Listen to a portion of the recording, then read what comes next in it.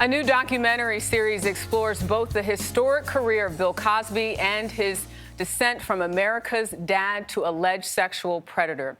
In 2018, Bill Cosby was convicted of 3 counts of aggravated indecent assault and was sentenced to prison. He denied the allegations. Last year, the Pennsylvania Supreme Court overturned that conviction due to a procedural issue which prevents him from being retried for this case.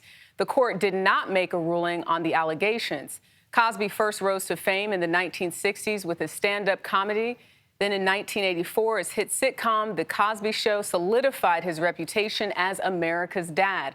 Dr. Cliff Huxtable, the 4-part documentary We Need to Talk About Cosby, takes an unfiltered look at his complex legacy. The series features interviews with women who allege the sexual assault happened by Cosby. It also includes comedians, journalists, and academics like Jelani Cobb. You don't often learn that your heroes are really the worst sorts of villain. Like, that's not something that's a normal experience. Or that this person who you think of as a hero has fooled the entire country about what their character really is. Kamau Bell is the director and executive producer of the series. He joins us now. Kamau, good morning. As I said to you before we started, covered this case, both trials. I noticed that you said earlier, this docuseries feels like it could end my career, and many times while making it, I hoped it would just go away. So why this film? Why focus on Bill Cosby? I mean, you know, I was born in the early 70s, so my whole life, Bill Cosby's been part of the wallpaper of Black America. And because of the kind of programming he was doing, as a kid, it was aimed at me. The Fat Albert and the Cosby Kids, picture pages, the Electric Company, it was all stuff that I was seeing all around my life. And so I grew up and then became a stand-up comedian in large part because of Bill Cosby himself. And the Cosby Show felt like I was a member of the family. And so when I found out what we all found out, and I believed that the women were sexually assaulted and raped, that how do you hold on to this? And as Black folks, it's a conversation we've been having amongst ourselves a little bit, but I felt like this was the time to sort of bring it all together. At the time, he had been sent to prison, what we thought was going to be for... But as you point out in your documentary, you said you were used to difficult conversations. Yeah, on my show, United Shades of America on CNN, you know, famously my first episode was with the Ku Klux Klan. So this is like...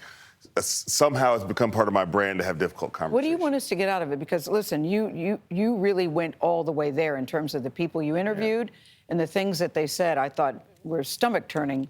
Some of the things I hadn't heard before.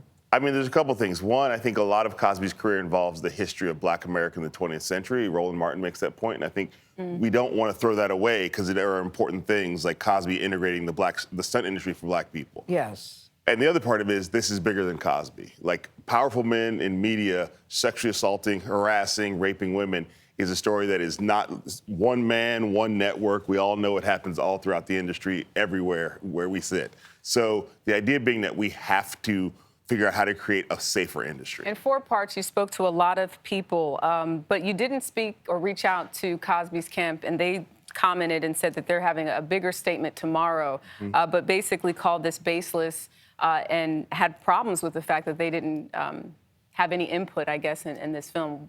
I mean, Bill Cosby and his camp has been very clear about where they stand on this, and this to me was about reckoning with the legacy and reckoning with what we can learn from this. And I think we have clips of Bill Cosby throughout to show what he thinks about these things and how he feels about these things.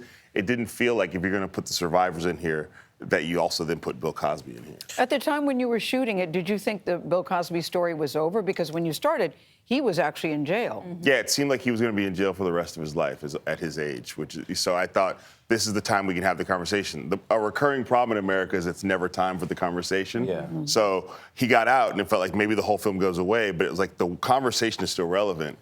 It's still, I'm trying to create a space. If you don't want to have this conversation, there are plenty of other things on TV for you to watch, but I think there are large percentages of people, and specifically Black folks, who are ready for the conversation. I think a lot of people are ready for the conversation, and I think Bill Cosby is only going to drive people to the documentary if he's going to come out tomorrow and give a big statement about it, as you just mentioned. I was curious, though, that some people who you invited to sit down did not want to do it. Is that because they wanted to continue to live with the myth or the image of Cosby, or because they were afraid of a backlash from the Cosby camp. But what's that calculation like? All of that and more. Everybody has a different calculation. I had some incredible conversations with people that were like hour-long conversations where they said no. I had some incredible conversations where they said maybe, that turned into no. That was very helpful. I'm not going to say who those people are. It's up to them to decide if they want to talk. But this is a third rail conversation for everybody because he was America's dad. Yeah, and just about every person that you interviewed, everybody started with a big, deep sigh, like, oh, no, here we go. I don't want to, but I'm going to go there. Did you find that there were still women who this had happened to but also didn't want to come forward? Yeah, I mean, as we know, there's over 60 women who've come forward saying he's assaulted or raped them. And we didn't talk to near that many. Now, we couldn't have, but also many we asked said no because they feel like, first of all, every time they talk about it, they're going to be subject to attack. So they feel like I've done that enough. I don't need to do it again. Are you worried about the incoming that's sure to come your way now from the Cosby camp and still the people that support him? Oh, sure. And you plan to deal with that how?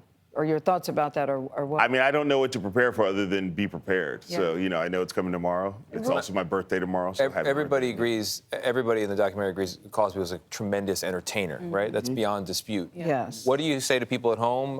Where do you come down on the question of, do you continue to consume that entertainment? Can you watch him? Or I mean, I watched him a lot to make this documentary, and there's a segment where we talk about the nighttime is the right time, the Ray Charles lip sync that the family does in one of the early episodes. And when I watch it, I connect to that kid I was who was like blown away by this. And when I watch him now, to separate does the it art from continue? the artist in less than 30 seconds. I mean, we do that all the time, and we all separate the art from the artist all the time. I think if I watch Cosby, I'm still doing it in the context of the bigger story. And you have 3 daughters. I have 3 daughters. So this means even something. Yeah, at some point, this will stumble across their faces, and I will have to explain to them this is good in an age-appropriate way. This is the bigger story. Yeah. Wow. How did you feel when it was over, when you had talked to the people that you talked to? There were so many moving, poignant moments in this documentary. It doesn't feel over. It feels like it. I mean, I don't know when this is going to feel like it's over, but it doesn't. It feels like it's just beginning because the conversation that is important is not the doc. It's the conversation after people watch it. And you said you want to create a safe space. You left the documentary saying, "I want women to feel safe to come forward and speak." It's about specifically the entertainment industry looking at itself and going, how do we create more safety and accountability? And then America as a whole, how do we make victims and survivors of sexual assault feel like they can get justice and healing in a way that they don't feel now? It's still underreported. Yes. Thank you very much. I started out watching one episode, and before I knew it, I watched all 4 of them. It's very, very powerful and very well done. Thank you. Congratulations. And happy birthday to you tomorrow. Kamau Bell, thank you for coming in person in the studio. You can watch We Need to Talk About Cosby. It starts this Sunday at 10 o'clock on Showtime, which, by the way, is a division of Viacom CBS. We'll be right back.